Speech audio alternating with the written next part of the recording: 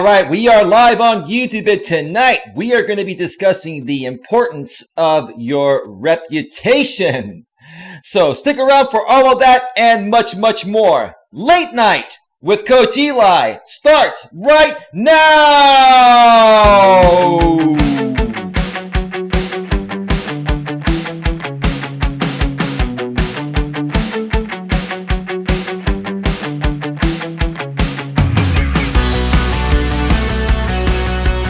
Live from Northern California, welcome to another episode of Navigating the Modern World with none other than me, Coach Eli. The Late Night with Coach Eli edition. Haven't done one of these late night streams in a while, and I feel quite motivated lately. But anyways, let me fix my hat. I never get this damn hat right.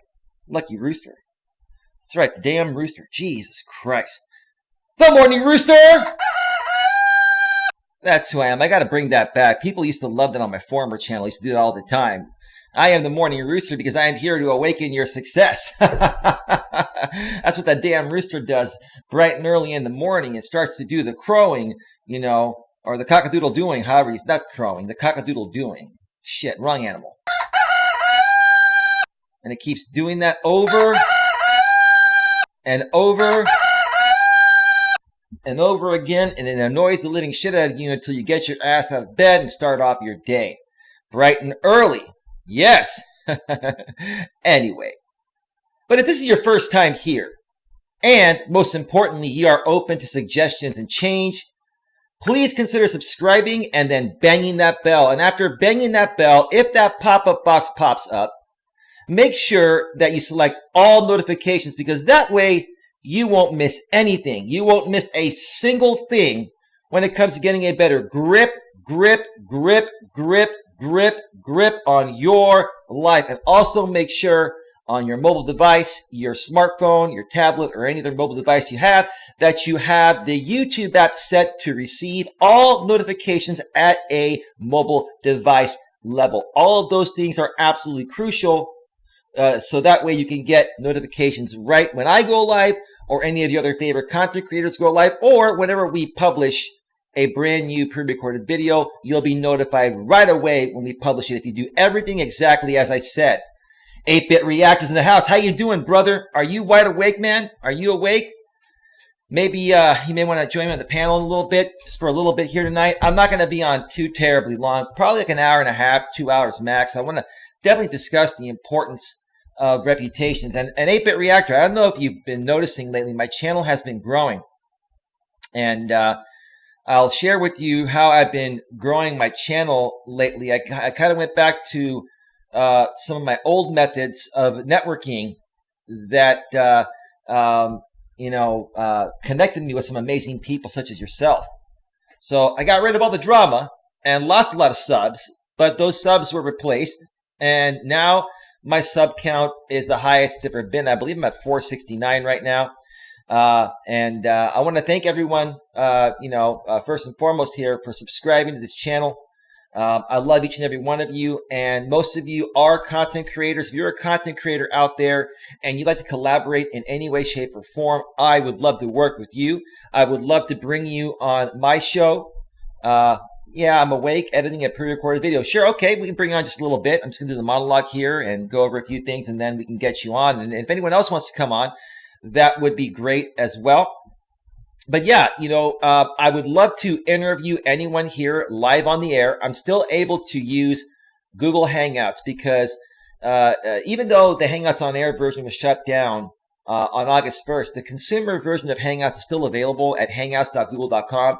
And because I know how to use OBS, which is what I use to run these streams, I am able to import Hangouts within OBS and use it in the same ways we used to use Hangouts on Air when it was available. So I'd love to get you live on a show with me, interview you, learn more about your channel and what you do so I can better help you. And if you want to bring me on your panel sometimes or interview me, I'm open to that as well. Folks, look, especially to all of you new YouTubers out there, or small YouTubers that have been trying to grow for a long time. And if you're struggling to grow, the reason why you're not growing is because you're just not putting enough effort into it. You're not reaching out to people. You're not building relationships. You're not, collaborating. You're not, reaching out and saying, hey, I'd love to interview you on my channel. Are you interested?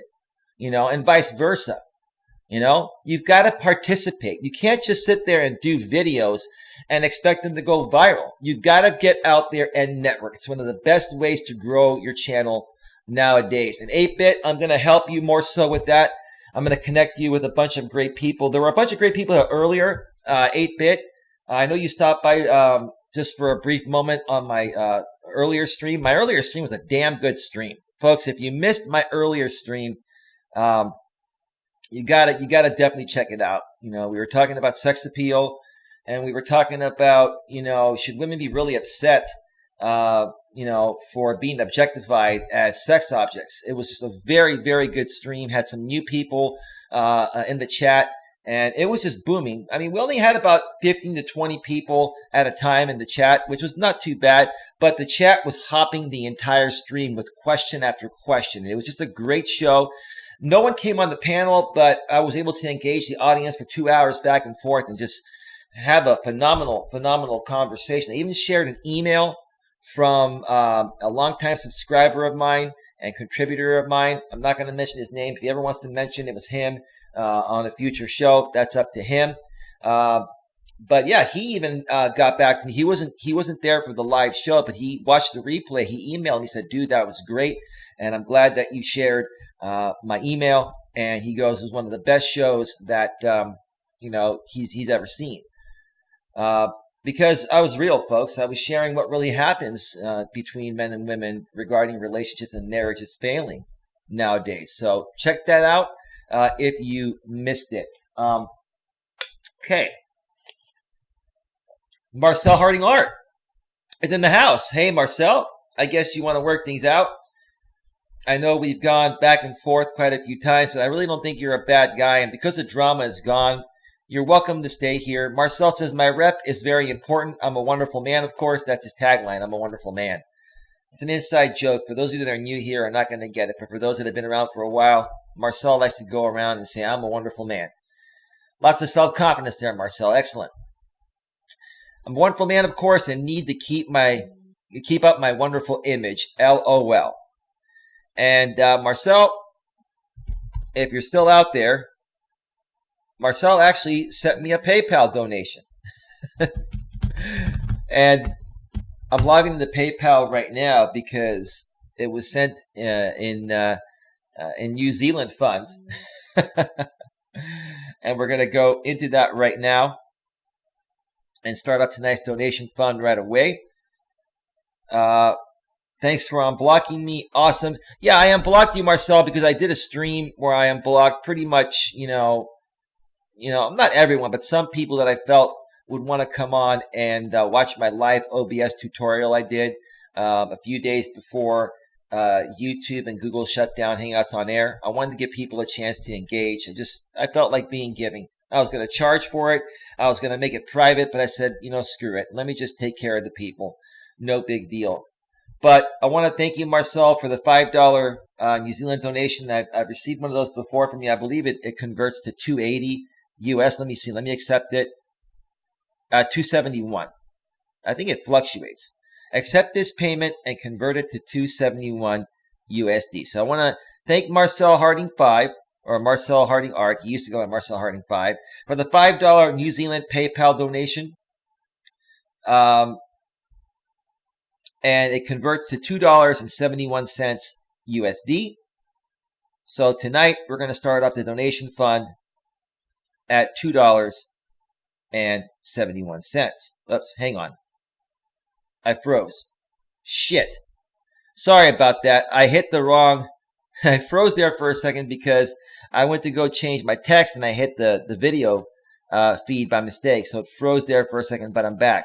So $2.71. Thank you very much, Marcel. Dr. Lucid Dreamster's in the house. Late night with Coach Eli. It is 3:02 a.m. Eastern Daylight Time. 12:02 a.m. Pacific Daylight Time. It just turned to Friday on the West Coast here. Yo, moon shining bright tonight. Night owls, abso-freaking-lutely. Dr. Lucid Dreamster. Yes, we got 11 in the box here. Thank you so much for being here. I'm sure the trolls will come out. Vegas in Stilettos. Hello. How are you doing? Vegas in Stilettos. Oh, what's going on?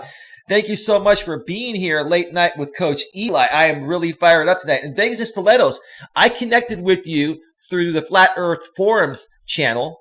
Thank you so much for being here. I am subscribed to you, and I've actually banged the bell, so I'm getting all notifications, and I look forward to your future content. Have not been to Vegas in a while, but I've been there before, and it's a wonderful, interesting town. Now, I live in Northern California, so Reno, Nevada, and Lake Tahoe, the Nevada side of Lake Tahoe, where I do most of my gambling at, is much closer to me. It's about a 4-hour drive to Tahoe or in Reno from where I live in the San Francisco Bay Area. I live half an hour south of San Francisco in a town called Redwood City. And Vegas is about a 9-hour drive from where I'm at. And I prefer to drive over fly, but who knows? Shit, you never know. Maybe I'll make a special trip to Vegas one of these days. And, who knows? Maybe one of these days I'll, tour throughout the country, take a month or two off because I'm an entrepreneur, and meet up with YouTubers along the way and create videos. I think that'd be a lot of fun, or maybe do some live streams from the road. I think that would be great. So Vegas and Stilettos, thank you so much. What do you actually, you actually live in Ohio, but Vegas is my favorite place. And you said, tired, it's super late. Yeah, it is, especially if you're in Ohio. If you were in Vegas, you would be in my time zone. You would be on the Pacific time zone, but you're in Ohio. If it's not too personal, what part of Ohio are you in? Cleveland, by any chance? Yeah, you remind me of what was that show? The Drew Carey show. Cleveland rocks, Ohio. Remember that? Remember Drew Carey? You see, folks, it doesn't matter what you look like. I mean, you could be an overweight, unattractive man, such as Drew Carey. No disrespect. And if you're funny and you love yourself and you can entertain people, you can make a great living doing it. It doesn't matter. You just have to have the confidence to do it. Oh, Columbus. Excellent. Excellent. Wonderful. Awesome. Awesome. Well, that's great. I love where I live. Surf City. Surf City? Are you like in Santa Cruz by any chance, or Monterey? Surf City. So yeah, Surf City, we call Santa Cruz Surf City. But there could be a different Surf City. Shit, Dr. Lucid Dreamster, if you live in Santa Cruz, you're literally less than an hour away from me by car. And I was actually in Santa Cruz with my activity partner several weeks ago. We went to do a hike nearby in the area, and then we went to a really awesome restaurant. I can't remember the name. It was a mom and pop restaurant. One of the best restaurants I've been to. And it was even reasonably priced, and it was just a really nice place with great quality food. Santa Cruz, interesting town, college town. Lots of weed smokers there. But just a cool place to get away. I don't think I'd want to live there, but I love visiting. It's pretty. Huntington Beach. Oh, you're in SoCal. Okay, you're in Southern California. I've been to Huntington Beach. You live on the coast by Highway 1, where down south in Southern California, Dr. Lucid Dreamster, they call that PCH, for Pacific Coast Highway. That same highway that runs through our coast up here in Northern California, through Santa Cruz, Monterey, San Francisco, and other coastal cities, Half Moon Bay, Pacifica, closer to my area where I live in San Mateo County. We just call it Highway 1. You folks call Highway 1 PCH, Pacific Coast Highway. And Vegas and Stiletto says, lots of weed smokers everywhere.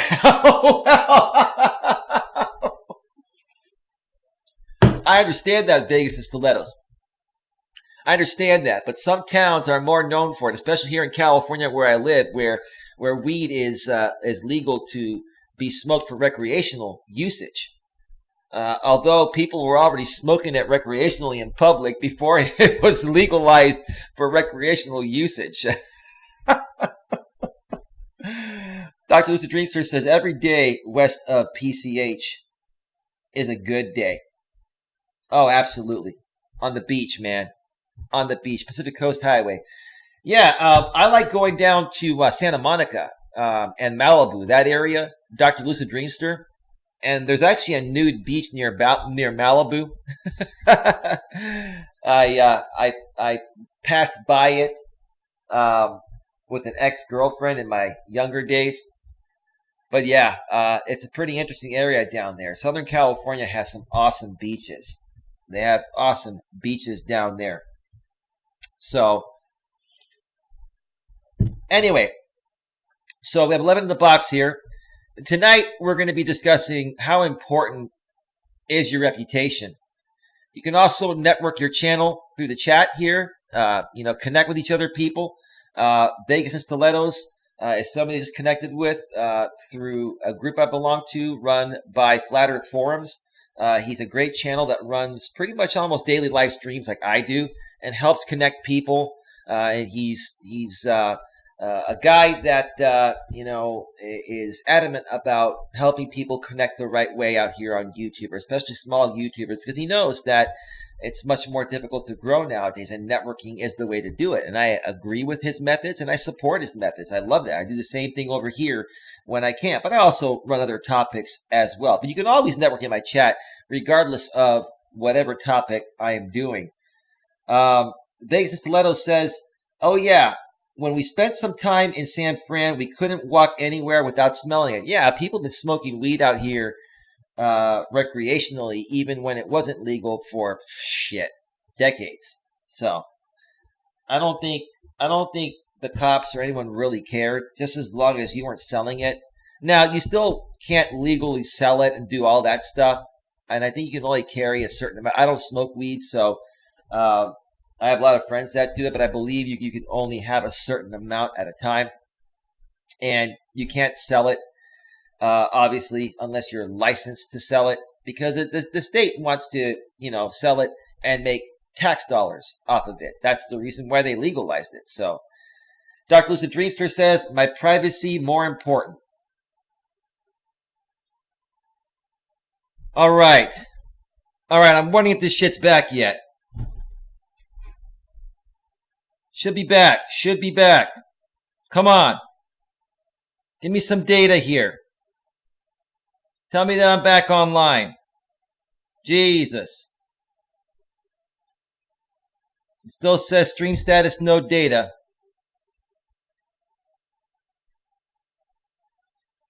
Can you folks hear me at all out there?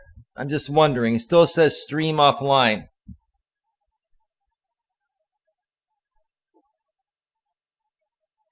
Boy, oh boy. What the hell's going on here tonight?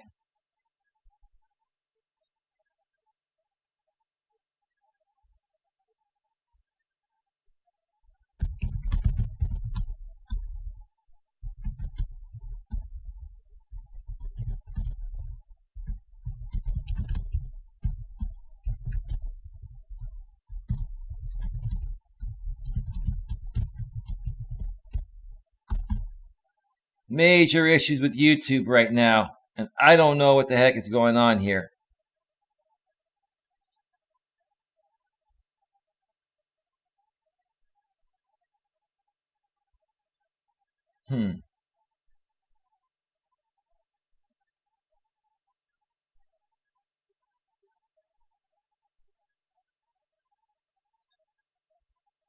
What's going on, YouTube? Oh, the health is good. It says I'm back. On my phone. Shit. Give me a second here. Let me make sure it's going through.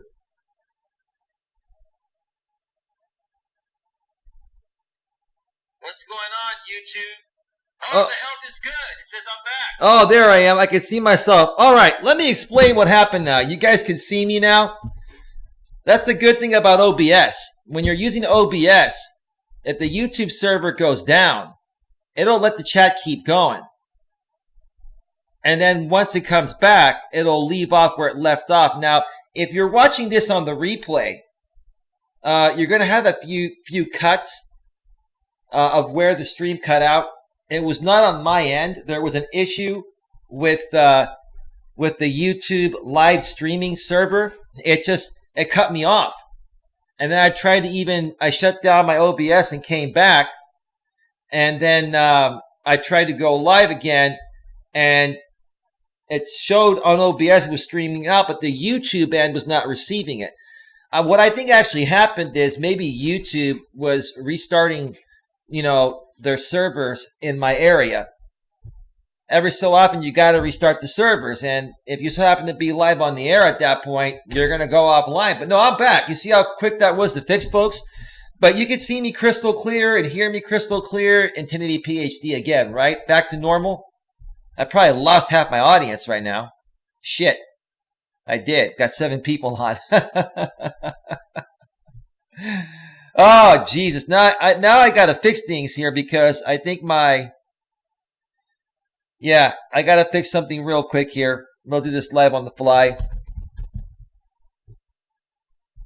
8-Bit Reactor, do you want to join me on the panel for a little bit, bro, and talk about reputation? Let me know. We can talk about reputation for a little bit. I don't know if we're going to have a lot of people coming on here tonight, but most people will check out the replay, and I think we could have a great conversation on the importance of reputation, or I can even go out there and find a video to review. I could even possibly do that. We could do a reaction video as well. I don't really have any major plan for this show. I just felt like going live late at night and seeing what type of audience is still around. I used to get some great traction doing some late night streams. So give me 1 second here. I'm going to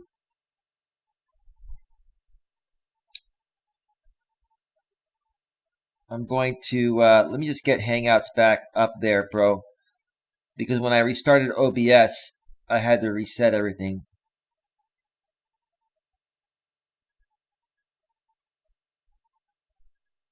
All right, there we go. We should be back. I'm just switching through.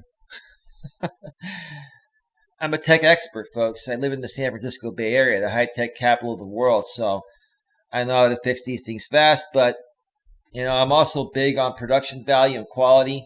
And when this shit happens, you got to do what you got to do. It's out of your control. I don't control YouTube servers. It is what it is. But I know it's not my end. I have a fiber line, 1,000 up, 1,000 down, gigabit up, gigabit down. It's not my internet. It's not my computer. I have a high-end computer with an i7 quad-core processor, 16 gigs of RAM. I have a 2 terabyte solid-state hard drive. I got the right equipment. So I know it's not me. Whenever this shit goes down, it's YouTube, but that's okay. They got to restart their servers sometimes as well.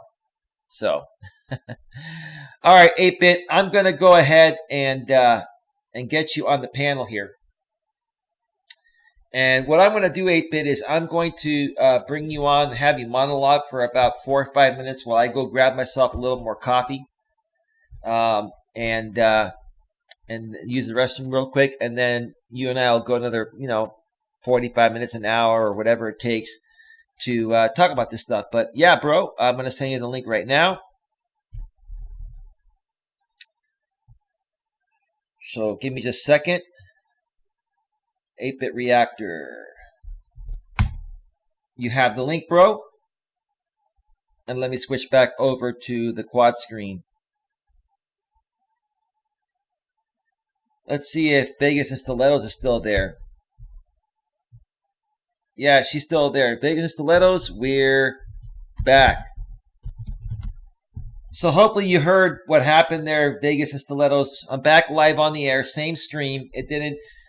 When you're using OBS, the same stream will continue where it left off at the cutoff point once it comes back. Until you stop it on the YouTube end within your live stream settings or your live control room, it'll just stay there.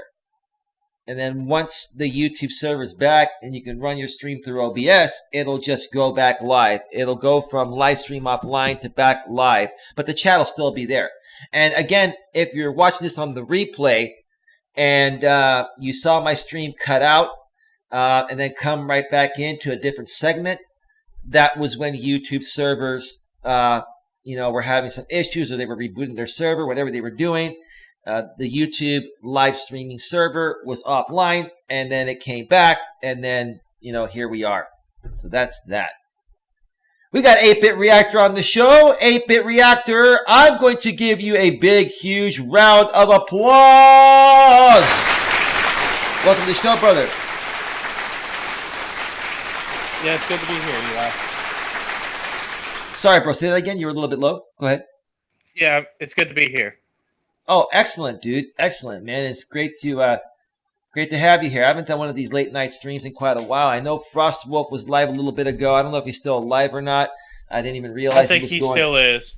Oh, he is. Okay. How's he doing over there? He's doing good. I'm just I was over there for a little bit. I've been popping in and out of many streams because I'm trying to edit a video.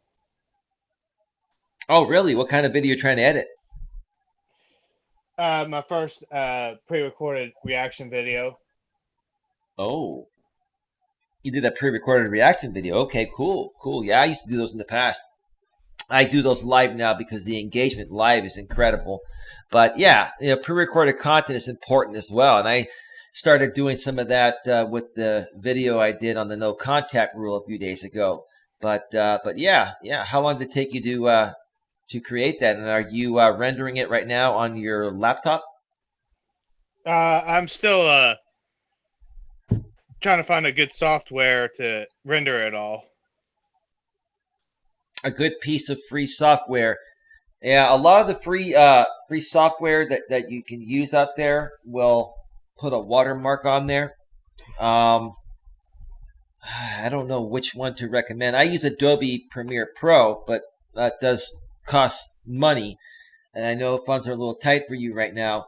But I'm sure you can find something out there that you can use to render for free, or you'll have to deal with rendering with a watermark. And quite honestly, you want to try to avoid rendering with a watermark because it doesn't look really professional. You know what I mean? Yeah. Yeah. So, but anyway, how have things been going for you since we last talked? I've seen a change on my channel heading towards the right direction, but in order for that change to I can't even talk. For that change to have started, which is what I'm trying to say, I had to go out there and just put in some additional extra effort and cut out some other things and focus more on networking. And that's what I've been doing a lot more lately. So, I'm starting to grow again. I'm meeting new people, networking, and meeting people just like I did when I met you. I'll just mention it through Angel Munoz's channel. What have you been up to? Have you been doing any networking, or what have you been focusing on? Well, I've been focusing a lot on. I've been doing a little bit of networking, but not as much as I used to. Okay. Excellent. Okay. Yeah. Do you plan on doing some more networking down the road? What are your thoughts about, small YouTubers networking and making collaboration connections to help the growth of each other's channels? Networking is a big key, I'll tell you that. Okay. Because without networking and getting to know new people, you're not going to be able to you're not going to be able to grow your channel at all. Yeah, at least initially until you get good enough traction. Yeah. You're not going to be able to grow nowadays on YouTube. I mean, you might get lucky like some people do and come up with a title that's highly searchable, that the YouTube algorithm promotes. And then if your video is so engaging where, let's say you do a 25-minute video and you can get everyone to view either close to the entire thing or all the entire thing, because average view duration is very important. The higher the average view duration, like if people view more than 50% of your video, the YouTube algorithm is going to more so suggest it, because that's telling the YouTube algorithm that your content is interesting and engaging besides the title. So it's not just about being searchable within YouTube's search engine. It's once people go to your video, how long are they viewing it for, right? Yeah, exactly. So that's another huge thing. Hold on. All right. Cat's doing something. Oh, okay. Welcome back, Dr. Lucid Dreamster. Did you hear my explanation of what happened? The YouTube live streaming server temporarily went down. It was not on my end.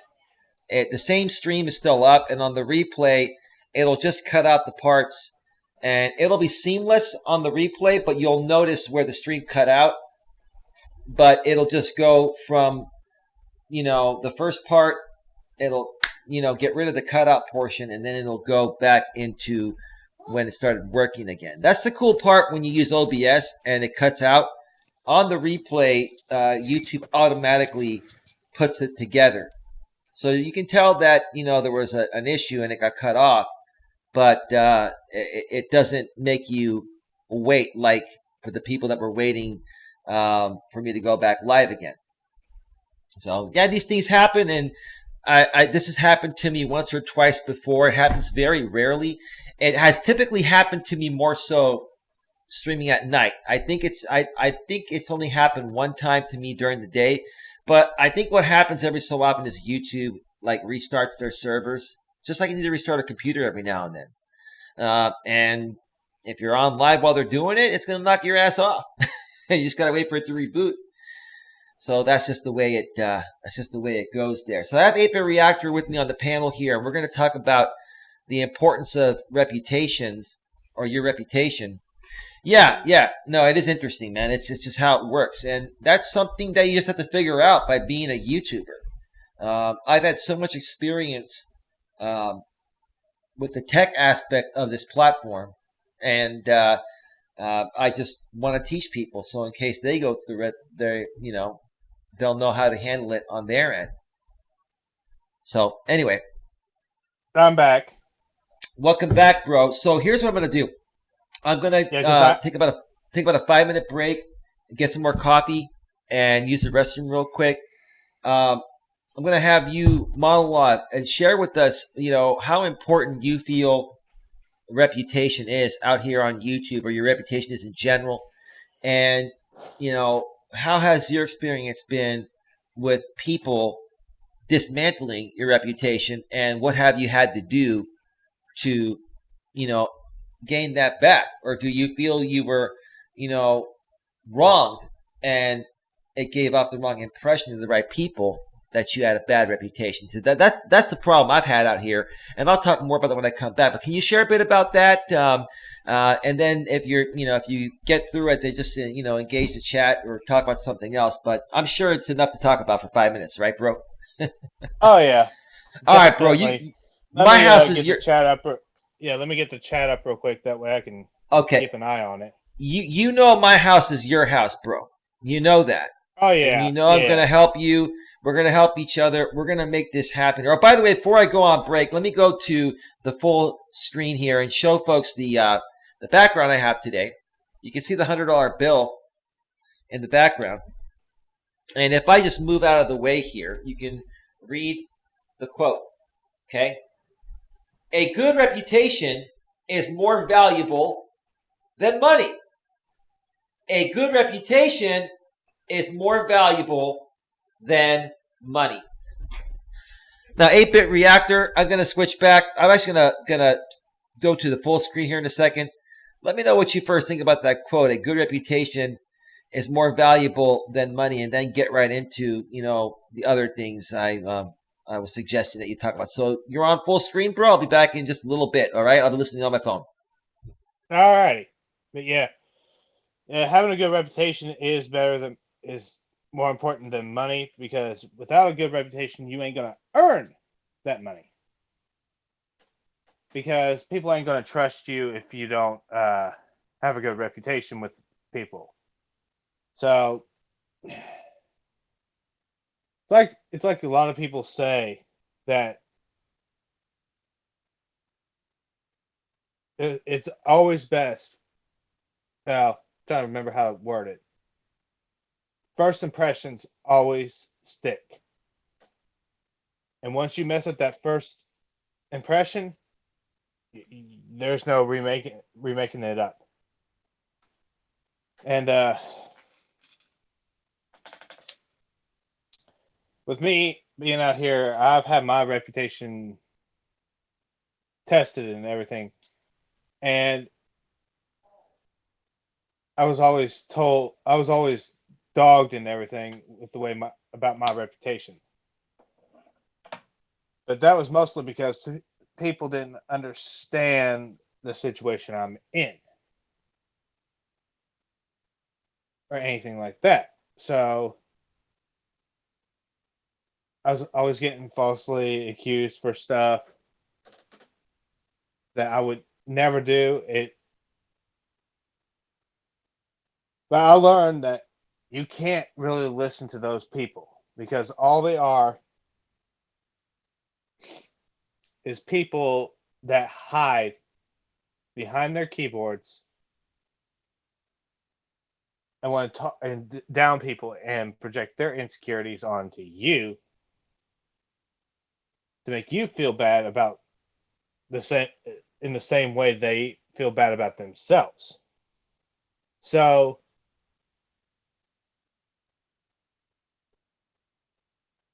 um, I've been constantly I've constantly had my reputation attacked, but you got to learn how to deal with it. Like you got to take it head on. Like when people are attacking your reputation, you got to take it head on.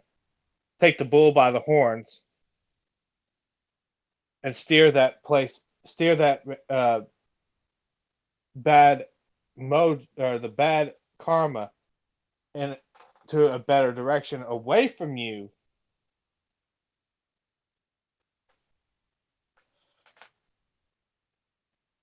While you bring in good karma and just get rid of the people that are attacking your reputation. Because those people that do that, they ain't worth having on your channel or anything like that. Because all they'll do is bring you down. And when they bring you down, they're bringing down your audience as well.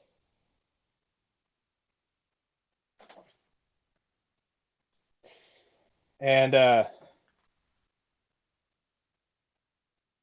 mean, at first I didn't know exactly how to go about things with that, with people attacking my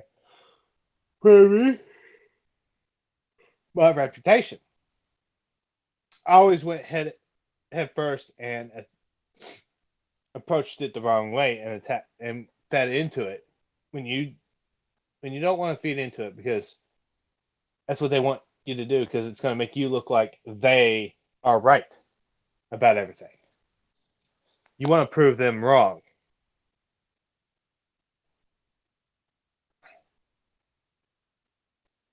But yeah.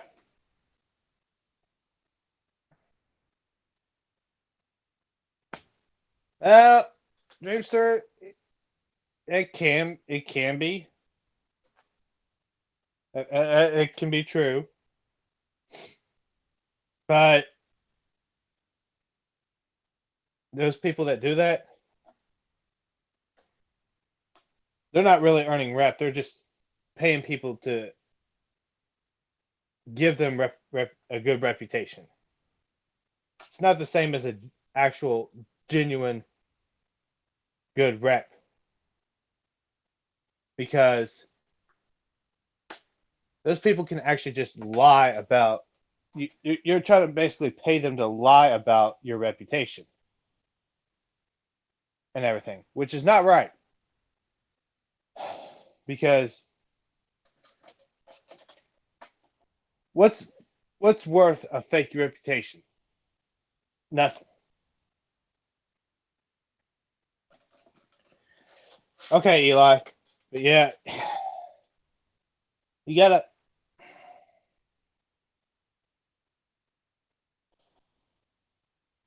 you got to look out for what's in your best interest on keeping your rep intact. Excuse me. But yeah, it's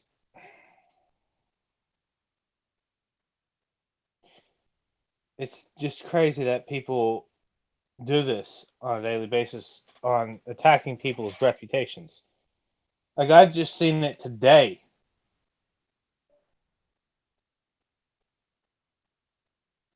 With one of my good, well, I wouldn't really consider them as a good friend, but they're good they're a good acquaintance of mine.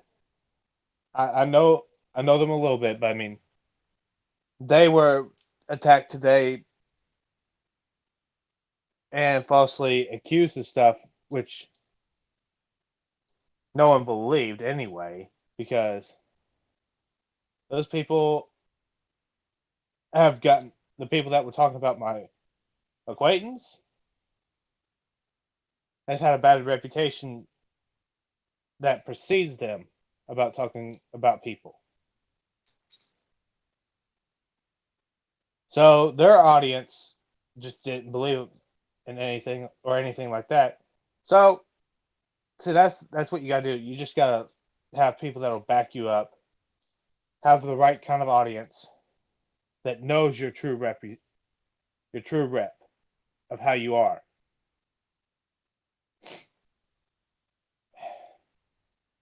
Pardon me, I'm daggum allergies.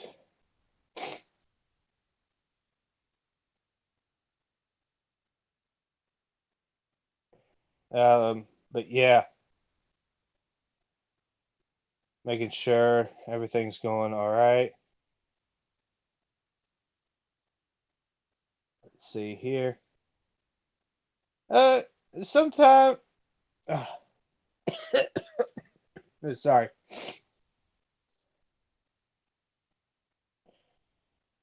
Some rich people don't have. I mean, some rich people have a good reputation, but there's also rich folks that have the worst reputation that precedes them. And it shows. It literally shows.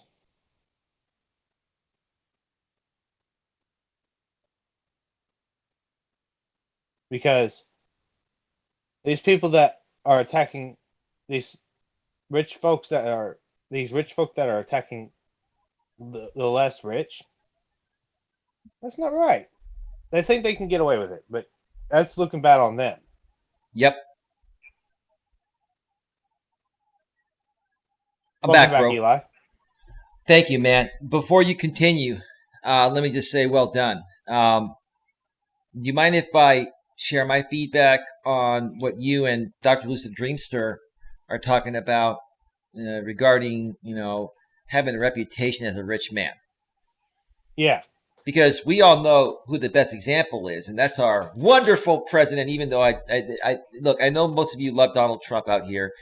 I didn't vote for Donald. I'm not saying I have a problem with him. I just did not vote for him. And, some of the things he's done are good, and a lot of the things he's done, in my opinion, are not that great. But regardless of whether they're good or not, I think his attitude and the way he comes off, comes off as very unprofessional at times for being the commander in chief of our country here. And a lot of people like him for that reason. A lot of conservatives, or most conservatives, like Donald Trump for that reason alone, that he keeps it real, and he just shoots from the hip, right? But when you're running one of the most powerful countries in the world, and you're representing one of the most powerful countries, or probably the most powerful country in the world, the U.S., you gotta be a little more professional. Come on, seriously.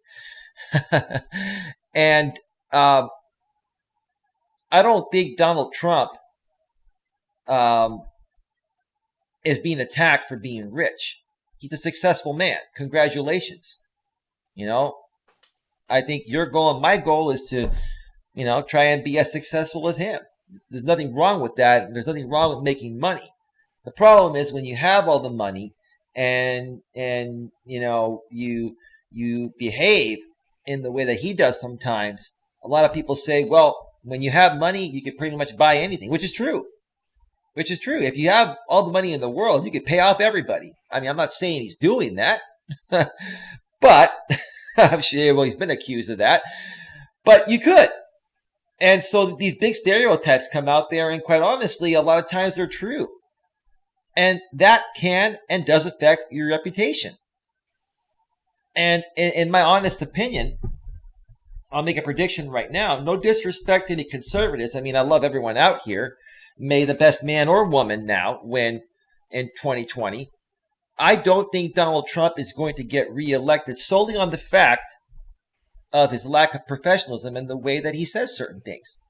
He can say the same thing in different ways and still get his point across. Yeah. Especially the way he talks about women sometimes, Like, quite honestly, look, I feel the same. Look, I'm not going to lie. I feel the same way about Donald Trump regarding some of the things he says about women. But you got to approach it with a little more tact. You got to take into consideration, like I mentioned on my previous stream earlier today, that women are emotional beings. And women respond based on how they're feeling in the present moment. Yep. So you got to approach them with a little more tact. And remember, women have the right to vote now, Donald. I mean, we gave them that right when we liberated them through the Civil Rights Act of 1964 out here in the U.S. So you got to take that shit into consideration. Dr. Lucid Dreamster says Jeff Bezos, CEO of Amazon, has a rep of treating warehouse workers poorly. Well, we don't know that. We don't know that. He runs one of the most successful companies ever. And I know people that work for Amazon here in the Bay Area at some of the distribution centers. And they get paid very well. Do they work very hard? Yes. Do they bust their ass? Yes, but they get paid very well. They have great benefits. But what do you expect? The problem, Dr. Lucid Dreamster, is that people don't want to work. They don't want to work and earn their money. They want everything handed to them. So, when they come in and accept a job, a decent job like working for Amazon, and they're not doing their job as management, you have to go in there and, lay the law down and say, look, if you don't start doing your job, we're going to fire your ass. But what'll happen when you call out people like that aren't working and earning their money? Like, what do you call it? Those are lazy people. Those are lazy people that are playing the system. They're the ones that are complaining because they don't want to work. So 8-bit, I mean, I'm not trying to make this a political debate here, but I just use Donald as an example. Look, his reputation is not, in my opinion, based on the fact that he's a rich man. It's based on what comes out of his fucking mouth. I mean, seriously. Yeah. Ow. Right. Ow, what? I just I stubbed my toe. Oh, that sucks, dude. Yeah, right on wood. Yeah. Yeah, it's still pretty humid here, man. I got my fan blowing right on me here, man. And it's a little humid here in the Bay. Is it warm where you're at, bro? Hey, it was earlier, but not now. Okay. Well, anyway, so do you have any thoughts you want to add regarding what you discussed while I was on break and regarding what I said? Or do you want me to, I have some other things I want to bring to your attention and share my thoughts about some people that I've been trying to work things out with throughout the YouTube community, but they're still letting my past reputation, keep them from working with me or bringing me on their panels. I'd like to share some feedback regarding that. But what else did you want to mention regarding what we talked about already? That's actually all I was wanting to say. To say? Yeah. Okay. Well, let me just find out. What's that? I'm trying to find out on where to set up a A Premiere. Oh, Premiere Pro. Yeah, I believe there's a free 7-day trial of it. No, I'm saying But like that to premiere a video on how to YouTube. premiere a video. Yeah. Yeah, basically when you upload the video, what you want to do is upload it and set it to private. So upload Well, it. there was like something that you could do to already on your YouTube studio where you could set it for your premiere. Sure. But here's what I typically will do, because I upload high quality videos, and sometimes it takes an hour or two for the video to fully process at the highest resolution, and you don't want to premiere or publish your video until the processing is done. Now, once YouTube says your video is processed, it means it's processed a few of the resolutions, but it may not have processed all of the resolutions. So, you want to, look and see, okay, if you upload the video in 720p HD or 1080p, you want to make sure that you have it set to private, and then you go view that link and you make sure that all resolutions are available. And then what I do after that, if I'm going to premiere it, I switch it from private to premiere, and then you just put in the time that you want it to premiere. And then it will automatically, run it for you during that time. And then you should actually be there, because your chat's going to actually work like a live stream through your pre-recorded video premiere. So that's how, I've done it. That's what works the best. Let me see. Dr. Lucid Dreamster says, Coach, you in favor of Amazon warehouse workers being unionized? Because Jeff is not. Well, that's a touchy subject, bro. I've never been a part of a union. I used to work for Costco Wholesale, and before Costco merged with Price Club, okay, Price Club warehouses, most of them were union, and all Costco's were not union. And I thought I wanted to work for a union warehouse. I tried to get a job at Price Club when I was 18, and because they were a part of a union, nobody was leaving, because a union would protect these people, even people that weren't doing their job. The problem with unions is that the people that don't do their job are fucking protected, okay? And that sucks. It's hard to fire people when the union's involved. Plus, there are union dues, and to be honest with you, in my opinion, I think unions cause more issues and they make people lazy. Because here's the thing: if Jeff Bezos, if they made it unionized, okay, the cost of everything would go up. It would fuck shit up. The way Amazon is run right now is run great. The problem is not the fact that the problem is not that they need to be unionized. The problem is people are fucking lazy. They don't want to work. And if they don't want to work, and if they don't understand that working for Amazon, you're going to be busting your ass. You're going to be fucking lifting heavy shit. You're going to be packaging shit, shipping shit. You're going to be working hard, but you're also going to be getting paid really well and have great benefits and have vacation pay and have sick pay and have all of that. So in all honesty, I really don't believe in unions. I don't. Because again, the unions more so protect the people that don't work. And I'm sick and tired of lazy ass people complaining that their boss is getting on their ass. Well, if you actually did your fucking job, we wouldn't get on your fucking ass. What part of that don't you understand? And Lucid Dreamster says, you know what LA or was like prior to unions? No weekends, no overtime, etc. What is LA? I don't understand what LA is.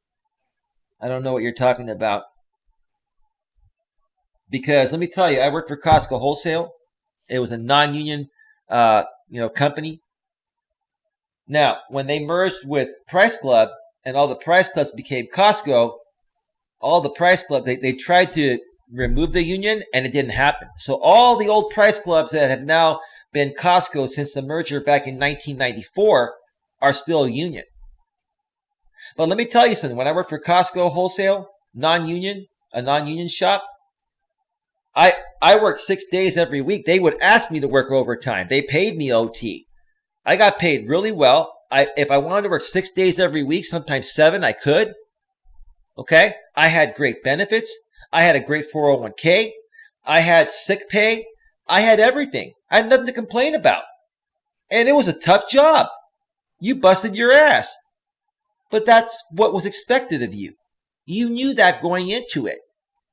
Also, at that point, when you're in your early to mid-20s, until you get into your actual career, Costco is one of the best companies to work for. You know that going into it. You got to reconsider Amazon warehouse worker conditions. Google it.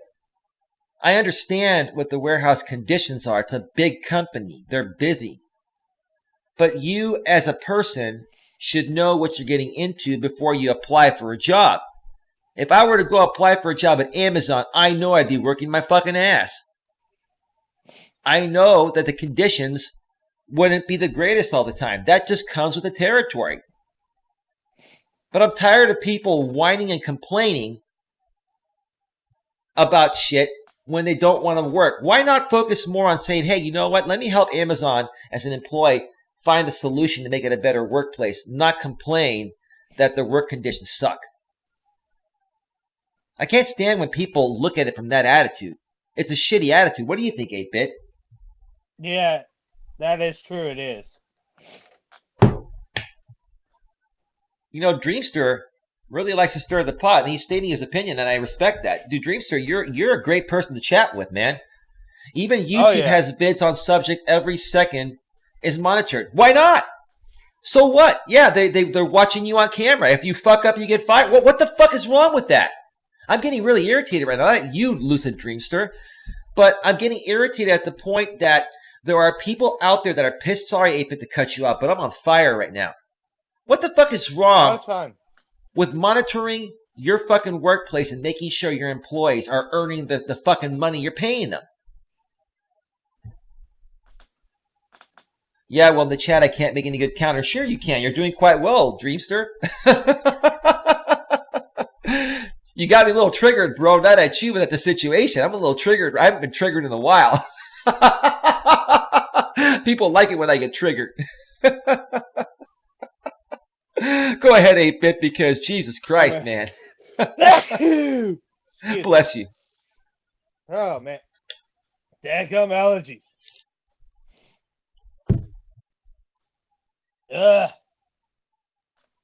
Wait a minute. If you use the bathroom, you are fired, says Dreamster. That's preposterous. So if I got to go take a shit in the middle of my shift, I have to hold it or shit in my pants. Because if I don't, I get fired. Hey, sorry, dude. Hey, Spooky Kid. Go ahead, bro. Go ahead. Sorry, go ahead. Yeah, I actually want to counter that right there because I know exactly how it is working at Amazon. How do you know that? I've worked there before.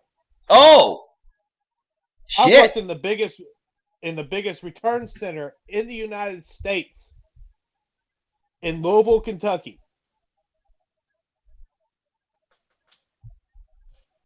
Wow. So, and I just had to come back into the parking, let them know that I had to go to the bathroom, and they let me. They would let you? Yeah. Of course. They just said, what are you going to do, shit in your pants? I mean, seriously, piss in your pants? What do you wear, diapers at work? Like the pens aren't undergarments, or what the fuck? Because let me tell you, when you're up there in like 30 plus feet in the air, and you got a freaking piss, you ain't gonna go. Those are the most narrowest aisles I've been down, and I'm like, nope, fuck this. I'm holding this shit, and I'm going. Yeah, dude, you're up in the air, getting product, right? You're on a lift getting product, right? So you just whip out your cock, and then you just start pissing like 100 feet in the air, and it just streams on down. By the way, Spooky Kittens here. We're talking about we're talking about your reputation, and we got on the subject of Amazon working conditions. Dr. Lucid Dreams has been talking about that. And welcome to the show, Spooky Kitten. Glad to have you here. And Dr. Lucid Dreamster says, I have been attorney for workers. No, well, now that says it all. I'm an attorney for workers. So you get paid to go after companies for violating, workers' rights and shit like that. And the bottom line is, Dreamster, here's the thing. I respect who you are, man. But I also know how attorneys work. Attorneys are in it to make money too. And if you have a client hire you, you got to do what you can to help your client win, or else you don't get fucking paid.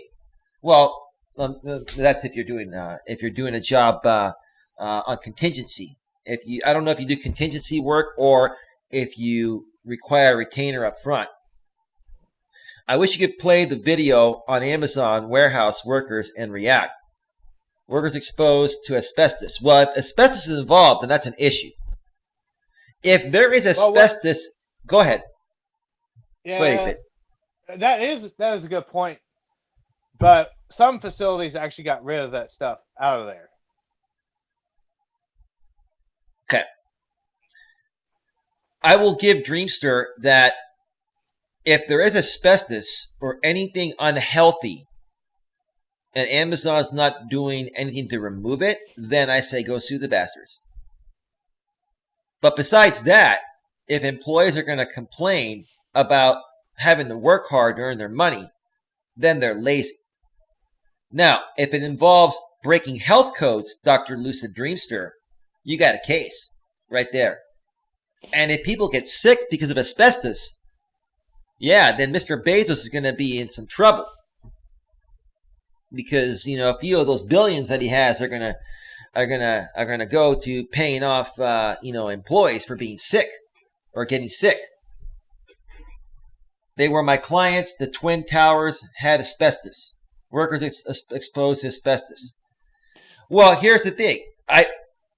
When it comes to asbestos or unhealthy work environments, if it is found that asbestos is at those facilities, and the management and CEO and the bigwigs at those companies know about it and do nothing about it, now we got a serious issue. Now I'm on your side.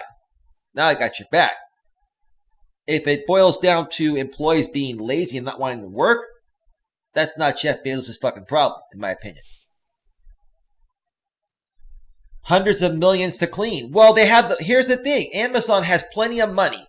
If they have warehouses that are filled with asbestos, Dr. Lucid Dreamster, they have the money to clean them. And you know what? They need write-offs. They make so much money, they need tax write-offs. So why would they not spend a couple $100 million to get rid of all the asbestos from any warehouse that has asbestos, and then use that as a write-off? Because if they don't have as many write-offs as possible, they're going to be paying an astronomical amount of taxes every year. And quite honestly, Amazon doesn't pay a lot of taxes because they have a lot of write-offs. So why would they not? That's true. Why would they not? They have so much fucking money. Why would they sit there and not invest a couple $100 million to save them from being sued for billions when they can actually use that money and have major tax write-offs? It's not going to hurt them at all. Because of attorneys, there is a huge fund available for workers exposed. No, because here's the truth, Dr. Lucid Dreamster. No disrespect to you. I'm going to use you as an example. Step away for a second. I got to go to the bathroom. Go ahead, bro. The truth of the matter is, Dr. Lucid Dreamster, this is how you and other attorneys make your bread and butter. You take these cases based on contingency. And if you don't win, you don't make any money. Now, you could take cases based on retainers, but that's not a lot of money. The real money is finding somebody that's willing to sue a company for something. You take it on a contingency basis, and then you sue for billions, and then you get a huge cut out of that. Dr. Lucid Dreamster, listen, I'm not trying to be disrespectful to you, but I understand how attorneys work. And I understand that's how you probably made most of your money, taking these cases based on contingency upon winning the case. And to me, quite honestly, the reason why I could never be an attorney is because I could never, ever do something that I know is not right within my heart just to make money. I study labor law, and the history in the U.S. is ugly. I understand labor laws have been shitty here. But many attorneys are very shady as well. They go out there seeking people to sue these companies based on contingency to make a big payday. Bottom businesses don't care about workers. You understand how businesses don't care about their workers? I do, Dr. Lucid Dreamster. I also understand how shady attorneys are, where they don't really give a shit. They just care about making a lot of money based on contingency of winning a big case against a big company that has money. The simple fix here would be for Amazon to say, hey, look, let's spend a couple $100 million and clean up our warehouses, get them up to code. Because if they knew all along there was an issue, they would have fixed it. Maybe they didn't know. But now, if they're finding asbestos in some of these warehouses, they should be spending the money to fix them. Because they could write that off and it will save them from billions in lawsuits. Now, if the asbestos has been there and it's already making people sick, then I understand that they have a case. So maybe that's what you're looking at right there. Is the asbestos was there, whether Amazon knew about it or not, and even if they're taking care of it now, it's already done the damage to some of the employees in regards to their health. I can see that. The reputation of an attorney is worth a lot. That's your opinion, brother. That's your opinion. There would be no code if not for attorneys. Okay. Oh, man. I know many attorneys that make the majority of their money taking cases like this based on contingency. If it's not worth their time, if they know they're not going to more than likely win, they're not going to invest their resources into it. Amazon is one of the biggest companies in the world. It's a big fucking payday. That's an attorney's fucking, that's an attorney's dream right there. So, that's that. Enough of that. I want to get into something else here because we're going to go probably another 30 minutes or so, and then we're going to wrap this up. 8-Bit, are you back by any chance? Yeah, I'm back. Welcome back, 8-Bit Reactor. So 8-Bit, we're going to stop talking about this Amazon asbestos thing, and maybe I'll do a video on that. Yes, I remember Ralph Nader and Dr. Lucid Dreamster. I have other things to talk about, so I gotta stop responding to that stuff. We can do another show regarding attorneys, Dr. Lucid Dreamster, and then we can communicate with you, and maybe, who knows, we'll bring you on a panel. Who knows? We'll figure it out. But 8-Bit Reactor, talking about reputation here, I want to mention a YouTuber that I've really wanted to work with for the longest time.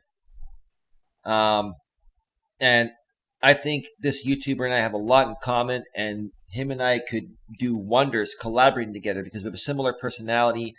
We're both entertaining. We both are intelligent people. We both have the technology aspect down of YouTube. And before I get into it, I've talked about this person before. Do you have any idea who I'm talking about? I don't think so. Well, think about it. This guy streams a lot. He even streams late at night. He did an 8-hour stream earlier today and then came back and did another 2 or 3 hour stream after that. And he's a little crazy, but crazy in a good way. Are you talking about Green Bay? Green Bay Wacky. That's right. We're talking about Green Bay Wacky. So, Green Bay Wacky, I met him, about 2.5 years ago when I was running my former channel out here on YouTube.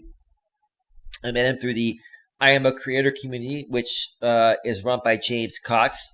The I Am a Creator community last year, a year and a half ago, was helping YouTubers small YouTubers connect with other smaller YouTubers to help grow their channels, because it's become more difficult to grow.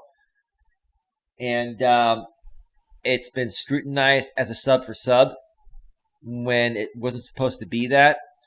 And I don't believe that James Cox's intentions were to make it a sub for sub, but a lot of people that, I saw come through that community were just there to do sub for sub. Now, there were some great people that I met through that community that I still, work with to this day. Granny Monster, you and Frostwolf, and several other people. Bug Talk, Rachel, who was on my show earlier today in the chat. She's a moderator here, and many others. So, if you used it for the right reasons, it was great. So I met Green Bay Wacky through that arena there. And back in those days, I was dealing with this MGTOW manosphere, dramasphere. But I still ran my own shows independent of these people. I would bring on people from the I Am a Creator community to get to know them, to learn about their channels, and to help them connect with others, right? I used to have some pretty big shows and panels on my former channel. And even Green Bay Wacky came on a few of my shows. Spooky Kitten says, I got to get going. I have to get up early for work tomorrow. Have a good night, Eli and 8-Bit. Much love. Thank you for stopping by, Spooky Kitten. Great to have you here. See you soon. Take care. Good night. So what happened after that, like I said, Green Bay Wacky came on a few of my panels. There used to be a guy, I think you know him as well, named Fireman CV that came on a few of my panels. He's not around as much anymore, but he's a good guy. And I really wanted to get on some of Green Bay Wacky's panels. And I really wanted to start working closer with him and collaborate with him, for the right reasons. Because I'm a good person, man. But because of the fact that I was involved with this dramasphere, and I got labeled by Green Bay Wacky, and Green Bay Wacky, if you're watching, I love you, man. I watch your streams all the time. I was on your stream. I was multitasking, working on other things, but I was on your stream that you started very early in the morning yesterday for the entire time. You were on for like at least 6 hours. And then you came back on another stream, but I wasn't able to make that one. I had to do my stream and had some other things to do. So I'm there to support you for the right reasons. I'm also there to meet new people and network because you promote that like I do on my channel. But I really like your channel. I really like what you do, and I really would love to collaborate with you and actually get on a panel with you, and wish you would give me a chance to come on one of your panels. But because you say I'm controversial, and then today I went on this channel and I was saying the drama's done on my channel. You know what? I'm looking to move forward. I've turned a new leaf. I've gone a different way, and I really want to connect with the right people. That's what I've always wanted. And then Green Bay Wacky told me, because I put that in the chat, he goes, okay, we're going to be watching you, A Grip on Life, Eli. We're going to be watching you. And I'm like, you're going to be watching me? What the fuck, man? I mean, I understand you're having fun and you're saying things, and you know my reputation from the past based on how these other people were treating me. But you don't really know what happened. And you don't really know how much value I can bring to your channel. You don't really know how many good people I can connect you with. And you don't really know how well you and I could work together and create a funny show that you and I can do together and entertain people and probably, double or triple both of our sub counts. Yeah. But the fact that you're not even willing to give me the chance, it really hurts, bro. I'll be honest with you. It really hurts for you and Cab 7. And I'm not talking shit about you guys. I love you guys. Whether you guys don't want me on your panels ever, or maybe if you do, it doesn't matter. Whether you want me there or not in the future, I still love you guys. But you guys aren't even willing to give me a chance to bring me on one of your panels to see how it would be. Yet you give everyone else a chance besides me. And the reason why you don't give me a chance is because all these people from the past were attacking me, and I was trying to defend myself, and I was trying to learn the ropes of YouTube. But I'm a good person. I have technological skills. I use OBS like you do. I have a fiber line, 1,000 up, 1,000 down. I know this shit as well as you do, Green Bay Wacky, if not better than you do. I'm not trying to one-up you. I'm just saying I know this shit. I'm a great speaker like you. I'm entertaining like you. You know, I'm energetic like you. There are very few people like you and myself, Green Bay Wacky. And I think you and I working together could create something amazing. But because of the fact that maybe you or some of the other people you're associated with, maybe Cab 7, Fireman CV, maybe some of the other women you're involved with on your channel, no disrespect, because they've said stay away from Eli, you won't give me a chance. I don't understand that. Why can I not just get a chance? I'm not sitting here begging for a chance. Maybe it sounds like I am. But I'm just saying here, you know, my reputation has been tarnished for no reason because of what happened through this other community that I was trying to get to know.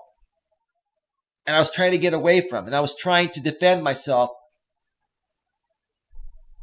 I came across the wrong community and they kept attacking me. And they kept attacking me all this time.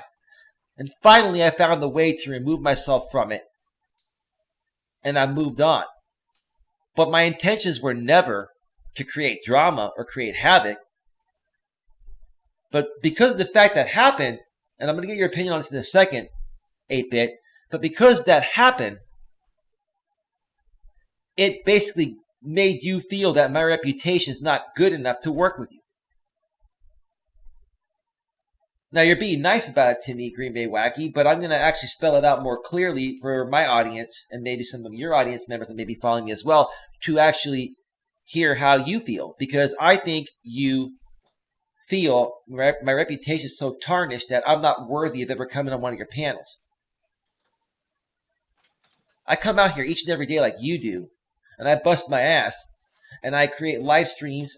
Sometimes I create pre-recorded videos, and I basically pretty much almost give away everything I do for free to help people get a better grip on their life from the bottom of my heart. And because of these other people here that are no longer a part of my channel, because of what they did to me, it has tarnished my reputation to the point of where you don't even want to give me a chance. That hurts, bro. Because I would never treat you or anyone else that way. And I don't know if this has to do with jealousy or, you know, maybe, you know, some of you folks feel that if Green Bay Wacky and I collaborate, that it's going to more so help me than help him. No, it'll help the both of us out. I just don't get it. And 8-Bit, I want to get your feedback because you know Green Bay, you know myself, you know that a collaboration between the both of us would be fucking amazing. It would, but it's just that a lot of the stuff that's been going on, it's just that there's been a lot going on with both communities that it's making all of us very cautious about working with other people because I'm even getting to the point where I'm not doing panels anymore. Say that again? Could you not hear me? Yeah, you're a little bit louder now. Now you sound better. You sound a little bit low, but go ahead. I can hear you now. But yeah, with all the stuff that's been going on in all of our communities, we've just been... It would be great if we could all work together and not worry about like what other people are saying and everything. Yeah. But we're also being... The reason why we're doing that is because we're being very cautious of how people have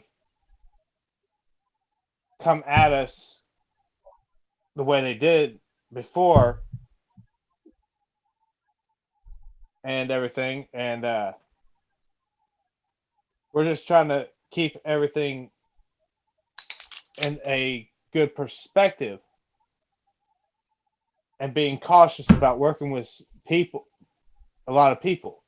Because heck, I'm hardly doing panels anymore on my channel. Why not? Because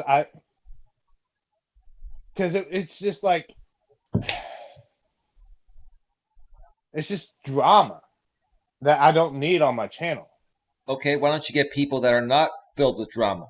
Like, I got you on right now, and you're a cool dude, and I like you.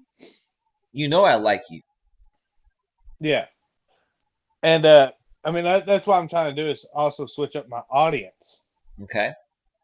So how are you going to do that?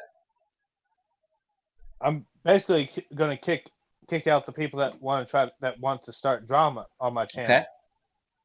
And your numbers are going to drop, bro. I'm going to tell you that right now because my numbers dropped by 65 to 70%. You got to be prepared for that mentally and emotionally. And then you got to rebuild. If my numbers drop, they drop. They are going to drop. They are going to drop. No doubt about it because you got drama people on there like I did. I used to get 20 to 30 people on these late night streams right now. I've got right now 9 people. Which is not really bad actually for fucking 4:22 a.m. Eastern Daylight Time, 1:22 a.m. Pacific Daylight Time. But I used to get more, and there's a different audience on right now. But when you get rid of the drama, which is what you need to do in order to move forward, your numbers are gonna drop. You just got to do it. I had to finally just completely do it. If I was ever going to get over the hump, and move forward. The hump for me was I hit about 400. I hit 456 subscribers, and I wasn't going anywhere. So I got rid of these people. Then I lost a ton of subscribers, and I was fluctuating. I got down like 431 because I would lose one, gain one, lose one, gain one. All these drama people slowly, as they got around to it, unsubbed me. But then you people subbed me. Right? Yeah. And then I started networking again. Go ahead. And I want to say, Dreamster, drama does draw views, but yet it draws negative attention to your channel that you don't need. It's temporary. And 8-Bit, I didn't mean to cut you off, but you're right. Drama will temporarily get you a lot of traction. And then it'll come crashing down and you lose it all. If you want to have a sustainable YouTube channel, you gotta find loyal followers. You gotta find followers that like you for who you are and the genre you're catering your content towards. The drama people are just about creating drama. Once you stop giving them drama, what good are they? Or what good are you to them? Meaning, which is what I meant to say. Yeah, exactly. And that's the thing. You're not worth nothing to them anymore, so they just like, well, I'm out. Right. I was never going to get where I need to get with my coaching business if I continued feeding into this shitty drama. And right now, I'm trying to get back out there and repair friendships with people that I never did wrong, that judged me and basically stopped, doing things with me solely on the fact that I was being attacked by another group of people. And I was defending myself. That's really fucking shitty. Now, I can understand people don't want to draw the drama over to their channel, which is why they didn't want me over there.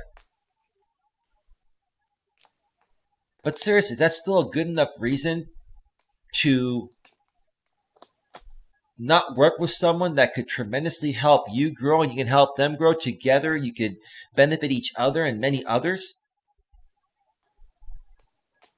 The thing with the Green Bay Wacky thing is one of the best examples, 8-Bit, that I can come up with, because I'll be honest with you. It really breaks my heart more than any other potential collaboration with people I've met out here on YouTube. And Dr. Lucid Dreamster was saying, YouTubers judge other YouTubers based on popularity. Well, I'm a pretty popular guy, any way you look at it. But some will say I'm popular because I'm full of drama. No, that's not who I am. I squash the drama and I call people out on their drama. And I call people out on their shit because I want to help them grow and become better people. And if that's why Green Bay Wacky calls me controversial for being a real person, like Green Bay Wacky, here's the thing. If you're watching this, man, maybe someone will tell Wacky to watch this here. Green Bay Wacky, here's the thing. Do you think that I would attack the good people on your channel if they treated me with respect? No, I would treat them with respect as well. If they attacked me, then I'd defend myself, but wouldn't you? So I don't get it. Am I being judged as a controversial YouTuber because I defend myself against stupid people and I call them out on that? And are you assuming that if I come on your panels with your nice group of people that I'm going to be disrespectful to them if they're respecting me? No, if they respect me, I'll respect them. If you respect me, I'll respect you as well. But if anyone disrespects me, I'm going to shove my foot up your fucking ass. You better fucking believe it. And if that's too controversial for you or anyone else, I don't know what to tell you. Then it was never meant to be. I'll still support you. I'll still come to your streams. But just know deep down inside, I'm highly disappointed that I'm being judged in this way solely on the fact of what I went through another group that tormented me for over 2 years until I figured out how to handle that shit out here. Handling shit on YouTube is far different than handling shit anywhere else. I got a grip of my life in my real life. I just had to learn the YouTube ropes. Now I finally have. And I want to come out there and start working with good people like you. And you guys, all you say is that, well, we're watching. We're going to watch you. We're going to watch you and see what you do. I'm not a fucking kid. I'm not a baby. I'm a person. I'm a human being. I'm a man. And if the roles were reversed, Green Bay Wacky, just know I would give you the chance. All you would have to do is ask. Say, hey, dude, I've turned things around. Are you willing to give me a chance? Absolutely, bro. But I can't even get one chance. And you know who I am. And people, the people over there know who I am. And I can't even get one chance to show what I can do to help you and your community. 8-Bit, let me hear what you have to say. We're going to talk about one more thing, and then we're going to wrap this up. Because, man, and it hurts, bro. It really does. It really hurts that my reputation, I've never hurt anybody. I just defended myself and called people out on their BS so other people can learn how to deal with other people's stupidity. And basically because of that, I get a bad reputation for trying to do the right thing. What part of that makes any fucking sense? But go ahead, 8-Bit. Yeah, so that's what's happened with me because you remember I had a big YouTuber come on my channel all the time. Yeah, remind me who that was. And that was the LA Beast. Okay. And now that I've got my name tarnished and everything, and I had to do those, and I had to call the people out on their stuff, he don't come around no more. Because you got involved with what? With drama? Yep.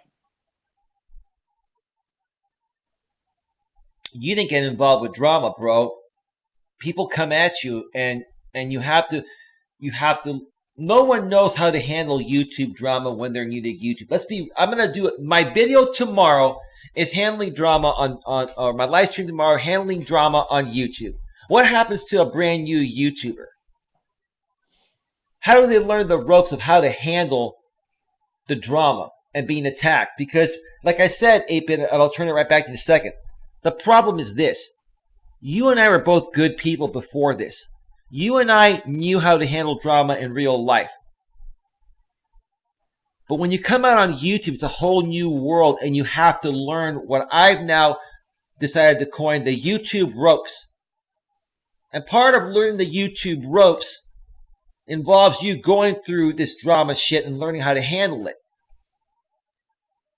And if other YouTubers can't understand that you're not intentionally trying to create drama, but you're new and you're trying to learn how to deal with it, if they can't see that you're not the issue and you're trying to handle it, then you know what? It's not worth it. It's not worth it. Now I can understand why he don't come around no more. Why is that? It's because he's dealing with way too much himself right now. So it's him, not you. He's constantly busy because heck, he's a well-known YouTuber. Big YouTuber. How many subs does he have, bro? Over I think like over 2 million. Oh, dude. You've got, I shouldn't talk. You've got more than twice the subs I've got. You got, what, 1,100, 1,200 subs? 1,300 subs? Yeah. Bro, no disrespect. 1.2. Okay, 1.2. Okay, I've got 460 something. Here's the thing. It's for a YouTuber that size, they're gonna be doing more collaborations with bigger YouTubers because of sponsors and all that. Now, for me, my promise is this: if I get big, or I'll say this, when I get big, because I will make it out here, no matter what it fucking takes. When I get big, I'm never gonna forget the little guy and the little girl. Because those are the people that had faith in me initially and jump-started me to get there. That's the problem that happens nowadays, is that when people get big, they forget about how they got there. They forget about the fact that other people are going through the same thing you initially went through to get to where you're at.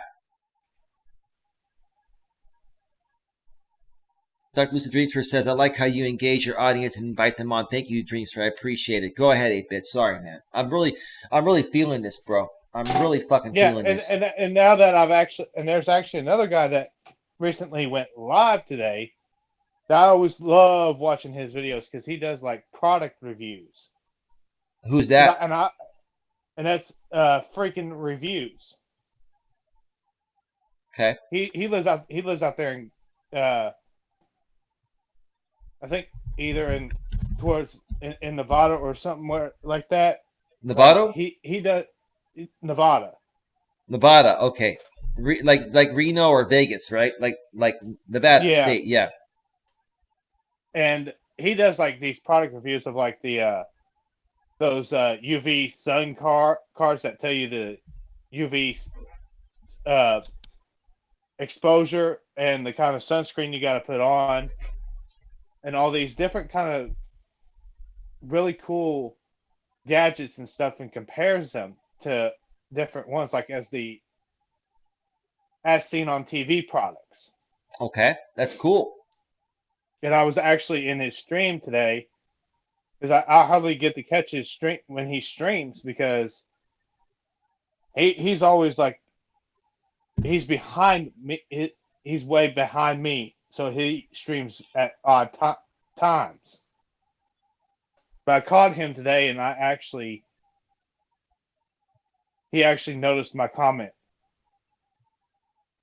in his stream, and he said, "Thank you for supporting my channel." Because I told him I loved his content, and he keep doing what he does, and keep doing what he does. And he's actually a pretty decent sized channel. Wow. Because like he did the purple pillow review as well as the purple cushion. Huh. That sounds interesting. as well as the purple mattress. Wow. He loves them. He loves the purple products because it conforms to your body so well. I love the color purple looks good on a man. I've got a purple liquid cotton CK Calvin Klein liquid cotton polo shirt. I need to start wearing those more often. I've got so many items of clothing. Today I just threw on this fucking old Greek shirt, Athens 2004, where the Olympics were at, and it's just warm, so I just threw this on. Fuck it, you know. Yeah. Heck, I even got to interview a upcoming country trap artist. Wow. And wow, he was amazing, dude. These videos, if I had done them by now, I probably would have gained a lot of traction. Okay. But I was still starting out, so I didn't have that many people watching.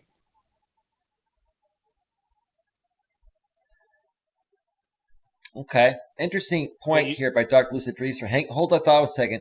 The attention economy is highly competitive, so it is not enough to be a kind, caring person, or be able to speak well. The bottom line is that drama is not going to last. Drama has an end date, or what's a better way to put it? Drama has an expiration. And that's what it is. Sorry about that. Good. Dude, I'm proud of you, dude. I'm proud of you, dude. That's the perfect word. God damn it, dude. Damn. I'm fucking proud of you, dude. I mean, you and I have been working together for a while, man, and I'm so proud of you. And I'm a little tired, but I'm still feeling it, man. I'm still feeling it. It has an expiration date. That's right. That's a good way to put it, 8-bit. And it's temporary satisfaction with the ratings, maybe a little money you get in donations. It's not sustainable. You know, I'd rather have a sustainable audience of 100, 200 people that are positive than have 100,000 people that are all negative and are going to all walk the moment I stop drama marketing or drama streaming. I understand that drama has been selling since the ancient Greeks. There are different levels of drama. There is drama that is scripted for TV, which is fine for entertainment purposes. Yep. But when you're looking at real life drama, like all the drama that happened on my channel between these other groups I used to be involved with, that was not scripted. That was real shit. That was real shit. And that is not sustainable. Like 8-bit was saying, it has an expiration date. So it's not worth investing into it long term because it's not sustainable. That's all I'm saying. Yeah. So go ahead, 8-bit. Sorry, man. I apologize for cutting you off. No problem. But all right. It's your house, but it's your house too, bro. My house is your house. Go ahead. Yeah. And see, like that stream I did calling somebody out, the views and stuff have stalled. It's not going any higher. So it shows you right there that all that drama that happened in that stream expired. Right. It's irrelevant now. Yep. Even though it was like a small viral video on my channel.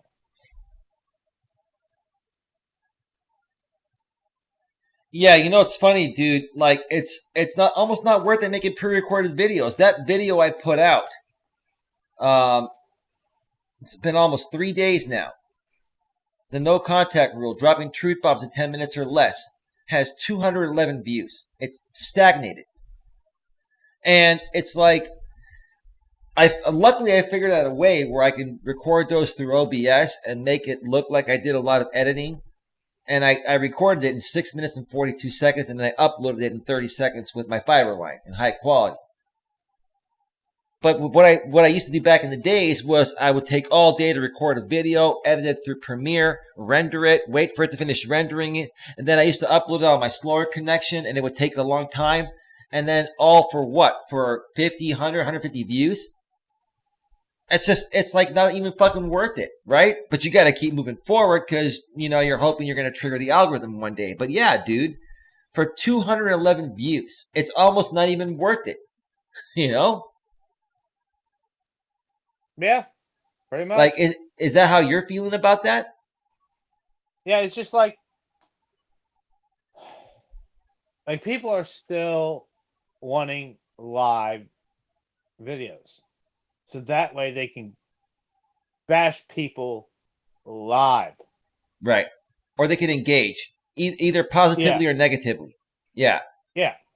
But they can't do that when it's a pre-recorded video and you have to do it in the comments. Right. They can't troll you if you're not live. Exactly.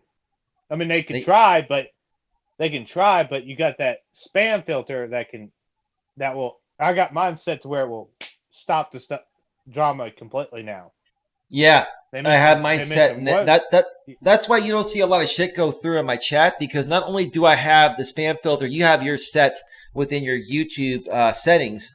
I also have Nightbot set for additional protection. If you've noticed, bro, like not a lot of shit gets through my fucking chats anymore. It's clean. It took a lot of work to get it there. Yeah, I gotta figure out how to use Nightbot. I'll teach you, bro. It's simple. One of these days. Because dude, I like Nightbot. Right now, because right now I've got a good buddy of mine doing my stuff for me. He's really good at it. Dude, let me tell you something. I found out about Nightbot through RJ Sandifer, of all people, and he stopped using Nightbot. And as a matter of fact, people were complaining Nightbot was banning people. Nightbot hasn't even, since the drama people left, not one person has complained about Nightbot. You know why? Because no one's trying to do something stupid. These guys were complaining that Nightbot was timing them out and banning them for breaking my fucking rules. I mean, so Nightbot works great, bro. And you can set a timer to put any message out there. He promotes my PayPal and Patreon for me automatically. Yeah. And I can just run my show, right? And Dreamster, I mean, sometimes reporting the drama doesn't always work. Especially when they're attacking you, you have to stand up for yourself. You have to. Want my opinion about this 8-bit? Here's the thing. Like, Lucid Dreamster says, you don't want the drama to be at the expense of your reputation, and that's why I've removed it. The cost is too high, he says. I agree. Furthermore, he says, drama will always sell. You became the drama instead of reporting on others' dramas. Well, no, I did report their drama. The thing is, you got to understand something. And Lucid Dreamster says, pro tip, report the drama, don't become the drama. Okay? Here's the thing. When you have a bunch of crazy people out here on YouTube, if you report the drama, they consider that feeding into them. And you kind of are feeding into them. You are feeding into them. The only way to stop the drama with these types of people is to just not talk about them. Not mention them by name. Block them. Get rid of them. So even reporting the drama on a platform like YouTube, when these people could very easily do what they used to do to me, which was relay my live streams, which was destroying my channel. The only way to stop the bleeding is to completely cut them off, try to make a deal with them, and have them go their way and you go yours. I understand reporting the drama is one thing and being the drama is another, but on YouTube it's different. The mainstream media, okay, they're not YouTube. The mainstream media, they each have their own stations. YouTube is one platform. that anyone can access, that and anyone can play any one of your videos or relay any one of your live streams. Mainstream media, they don't have to deal with that stuff. So mainstream media can report the drama without being the drama because they're an independent station. YouTube is one platform that's shared by all of us, and that's where the difference is at. So I cannot report the drama like that with certain people. Like with these people, I'm done. Now, am I saying that I'll never report any other drama again? No. But I don't ever think I will come across another community like I did with the MGTOW Manosphere and go through that ever again. Because number one, I know how to handle it better now. I learned the YouTube ropes like I mentioned earlier. Okay? And number two, I just don't think any other community out there exists that, it will ever behave this way, because this whole platform was about men being taken by women through the divorce system and losing half of their money, right? And there's nothing that hurts someone more than that. So no matter how crazy it gets in other communities, I don't think it will ever get as crazy as it did with the MGTOW Manosphere community. That's just my thought there. Your true character strength was tested, Coach. I get that. But I'm still here, Dr. Lucid Dreamster. I haven't gone anywhere. I'm still here, and I'm fighting to live another day. And I still come out here every day on top of everything else I do within my personal life and my day job to do this. And I've lost a lot of traction because I got rid of all the drama, but now I'm rebuilding it with the right people. 8-Bit, what else did you want to mention? And then we'll go and do final thoughts and wrap this baby up. You pretty much said it all.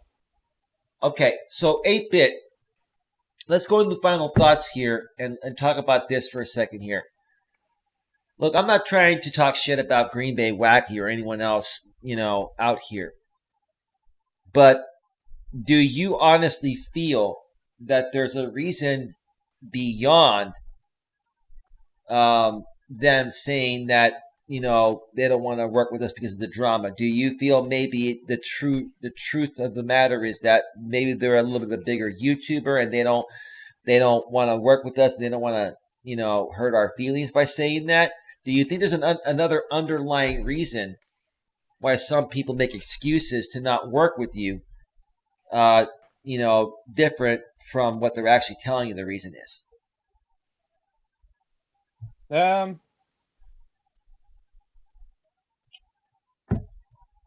Well, is that a tough one, bro? Yeah. Did I put you on the spot, man? Yeah. Yeah. Yeah. You don't have to answer it, bro. It's all right. Yeah. I really don't know how to answer it for real. Okay. Well, fair enough. Before you give your final thoughts, let me just say that I think Dr. Lucid Dreamster was right when he said that, where was that? Where did he say it? I'm looking at it. He said something about YouTubers.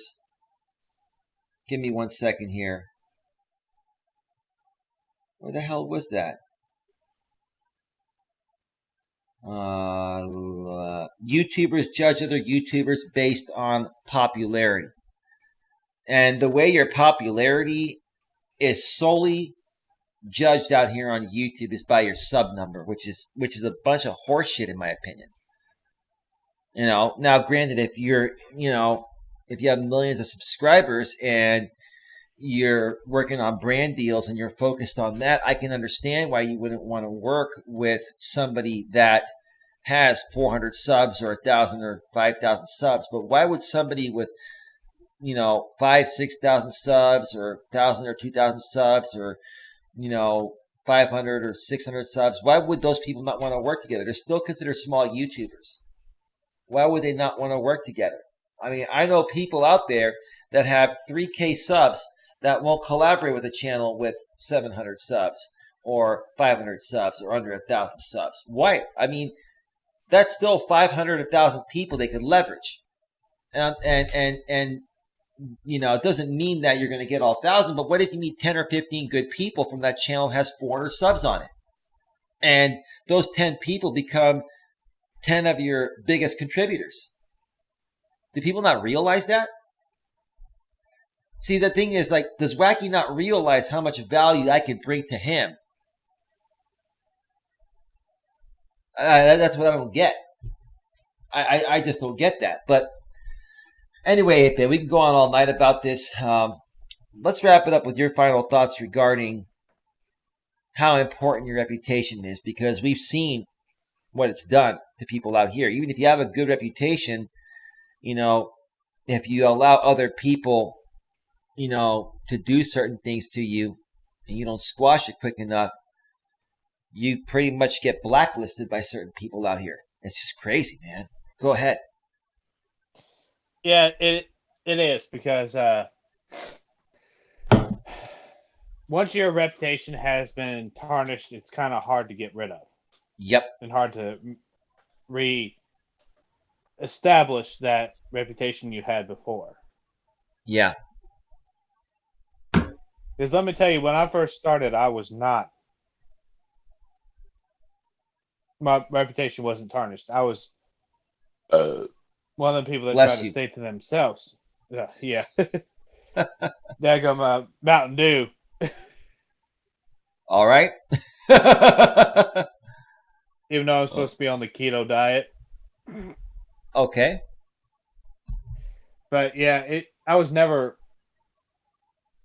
dogging people or anything. I did like my vlogs. I stayed to myself and did what I had to do until I got with the wrong crowd.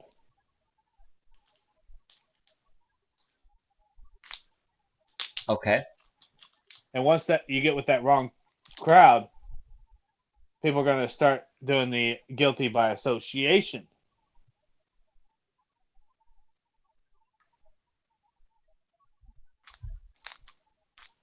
So you got to watch who you associate yourself with being out here starting on YouTube.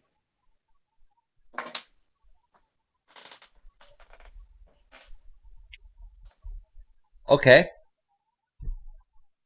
Fair enough. Okay. So, do you believe in guilty by association? I'm asking you some tough questions tonight. Oh, you do? I do. Yeah. Why is that? It's happened to me. It's happened to me. Okay. Multiple times. Okay. And now that I'm getting away from them, they still think I'm attached or I'm still on that person's side when I don't want nothing, when I have nothing to do with them anymore. The truth of the matter is, 8-Bit, is that they can't survive without you. I'll tell you this, I'm not going to mention names specifically as part of my deal, but one of the YouTubers that I made a deal with, did a live stream from his car the other day, and he was basically, he had like 3 or 4 people in the box, and he was saying, where is everybody? And the engagement on my channel has gone down. And he's sitting there wondering why the engagement is going down. And he's saying, come on, people, help get some people back here. The truth of the matter is that Coach Eli is what brought the draw to your channel and many of the other channels within that drama sphere that fueled you to get 20, 30, 40 people in the box. And now you're getting 9, 8, sometimes maybe 15 on a lucky day, 3 or 4. And why is that? Because, and I'm not trying to be critical here, I'm just saying because I'm not saying your content is bad, but that audience was never there for the original purpose of your channel. They were there to attack Coach Eli. Once that went away, they went away. Just like the people on my channel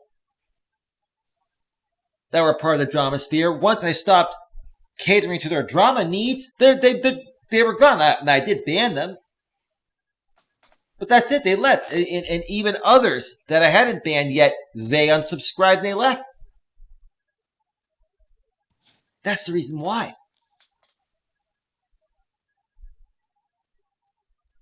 So, hey, guilty by association.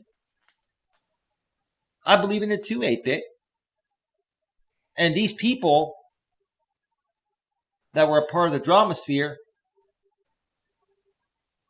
they would always say, you always talk about this guilty by association thing, but you never take any ownership for your part of the wrongdoing you've done to us. You see how these people flip it? They don't want to take ownership for what's really happening. They want to flip it and deflect the blame off of them to you for speaking the truth. Guilty by association. Yep. That's the bottom line. So, yeah, bro. My final thoughts, your reputation is everything. And my reputation outside of YouTube is stellar.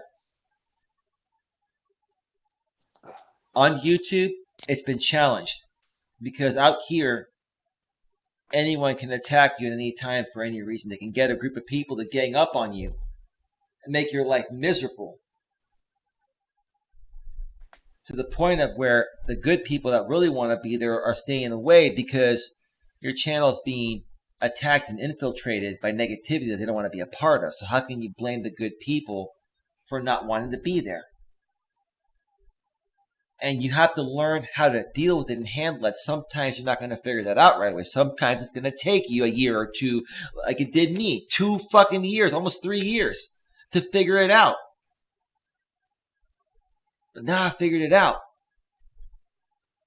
And now I'm coming out there and saying, look, I was never a bad guy. I was just trying to learn the YouTube system. But now my reputation is still tarnished because these people were assuming that, I was associated with these people for the negative reasons. No, I was initially associated with them because I thought they were good people initially. But when I figured they weren't good people, I tried to get rid of them.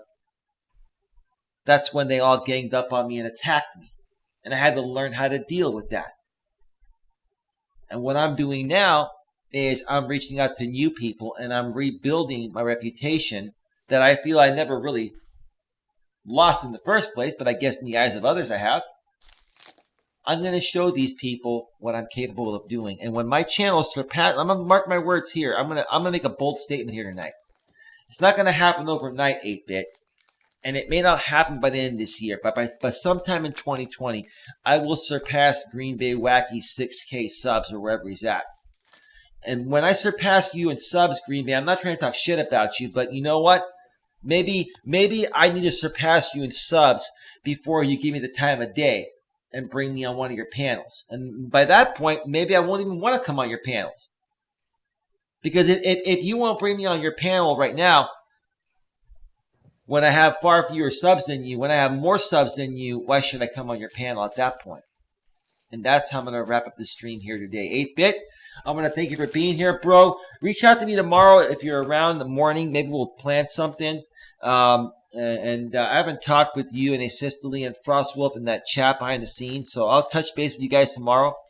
I'm not going to be hanging out with my activity partner this weekend. She has some family things to deal with, so I'm going to be around streaming all weekend. So if you guys have some ideas, let me know. So 8-Bit, thanks, bro. Thank you for being here.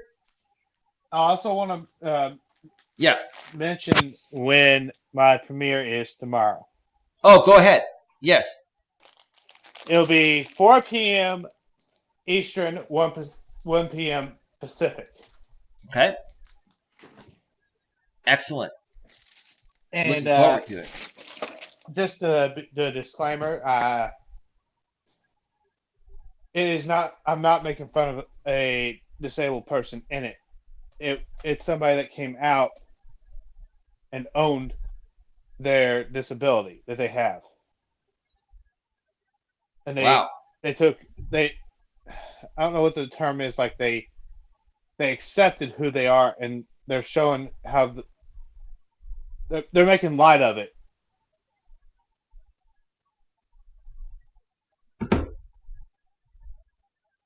Awesome, because man. he's got Tourette's. Ooh, wow. Okay. This is going to be interesting. Yeah, and it's actually the first time I used OBS doing pre-recorded. Wow. You're becoming an OBS master. Down the road, Yep. when you get a better internet connection, you're going to be. Go ahead. Yeah, I think it's actually my Wi-Fi card because I even lowered it. I've lowered it down to even 1100, and it bottomed out. Yeah, your Wi-Fi card is losing the signal, and if it's close to your Wi-Fi router, then there's something wrong either with the router or with the Wi-Fi card. It's probably more than likely the Wi-Fi card on the laptop.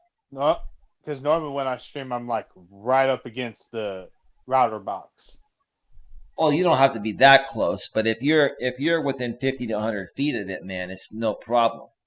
It's when you get to 200 to 300 feet, especially if you're on the 5 gigahertz network, it's the range is shorter. If you're on the 2.4, which is what most people use, you can go up to 300 feet in some cases. But the further you are away from the router, even if it still has a signal, the less bandwidth you're going to be able to receive from the router. But yeah, there's probably something wrong with your Wi-Fi card. So maybe what we do is we focus on maybe helping you gain some donations so you can buy an external Wi-Fi card for a couple, maybe like $20.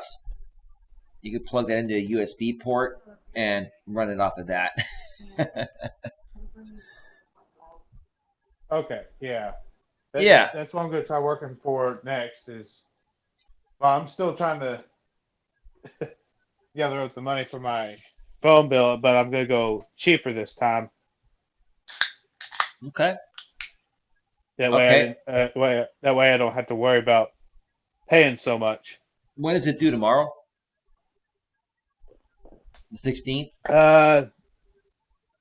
3 days. Okay. Well, maybe we can do part of one of my streams tomorrow, or on your stream. We'll figure something out. We'll find a way. We'll find a way to help you out. Yeah, I mean, heck, I might even do like where I could actually let you log in through my stuff, and we'll run it that way because it and run your stream off my fiber line. Yeah, you fucker! God damn it! That was pretty brilliant. Fuck me. Hey, that way. I mean, that way we could do actual reactions and they can actually see our actual, like my actual facial reactions without my camera going and freezing. Yeah. Yes, dude, and I do have unlimited bandwidth. When you get the 1,000, they give you unlimited bandwidth. Now with fiber, you can get 100, 300, 300, or 1,000. If you get the 100, or 300, they limit you to 1 terabyte of information, which is still a lot. I think the most I've ever uploaded and downloaded in 1 month with this fiber line is about 800 gigabytes. So even with 1,000 and using it as often as I've used it, I haven't even hit a terabyte yet of data each month. So I've got unlimited bandwidth, dude. Yeah, we'll figure it out, bro. But that was pretty. I got you good on that one. Well, dude, shit, I can run a server from my place, bro. I got bandwidth coming out of my ass, my ears, my fucking head. I mean, I got too much bandwidth. Too much fucking bandwidth. I mean, for once, in the past, I had shit for bandwidth. Now I've got too much. But I love it, dude. I love it. It's fucking great. Anyway, anything else, bro, before we wrap this up and get some rest? It's pretty late or early in the morning in your neck of the woods, and I got to get some rest so I can get up tomorrow. And shit, I'm a freaking. I won't go to bed until probably about 8 o'clock. Okay, then I won't be seeing you until later on in the afternoon. Okay, sounds good to me.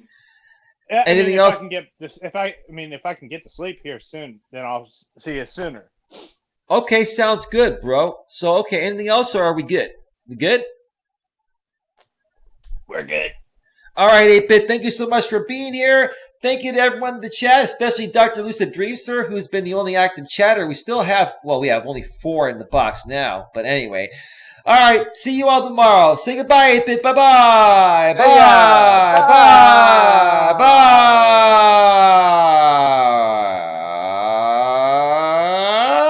Yeah. Good night, everyone. Take care. Bye-bye. Or good night or good morning or good afternoon or good evening, wherever the hell you're at. Okay, we're out of here. We're out. Bye.